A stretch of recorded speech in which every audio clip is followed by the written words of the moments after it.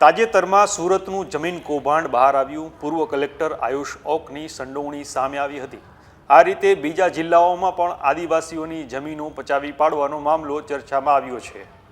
આદિવાસીઓની જમીનનો આ મુદ્દો વધુ એકવાર ચર્ચામાં છે, ત્યારે આ વખતે આરોપો ગંભીર છે, કારણ કે આદિવાસીઓની જે જમીન છે એ બિન આદિવાસીઓએ પચાવી પાડી હોવાના આક્ષેપો ઉઠ્યા છે। આ મુદ્દો ઉઠાવ્યો છે આમ આદમી પાર્ટીના ડેડિયાપાડાના ધારાસભ્ય ચેતર વસાવાએ। આ વિશે ચેતર વસાવાએ શું કહ્યું એ જોઈએ। ગુજરાતની જે પૂર્વ પટ્ટી છે, અંબાજીથી ઉમરગામમાં શેડ્યુલ 5 લાગુ છે, જેમાં મુંબઈ જમીન અધિનિયમનો જે કાયદો છે 1981 તહત 73 એની જમીન આદિવાસી પોતે પણ વેચી ના શકે અને બિન આદિવાસી ખરીદી નહીં શકે।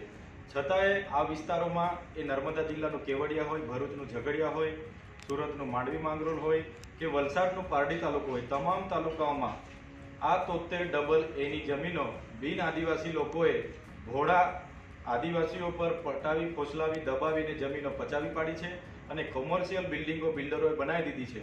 ત્યારે આના ટ્રસ્ટી તરીકે કલેક્ટર હોવા છતાં કલેક્ટરે આવી ગંભીર ભૂલો કરી છે।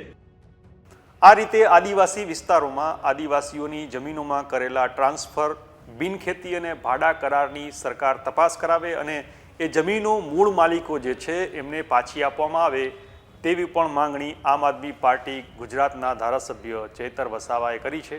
સાથે તેમણે એવો દાવો પણ કર્યો છે કે તપાસ બાદ આમાં રાજ્યવ્યાપી કૌભાંડ બહાર આવશે।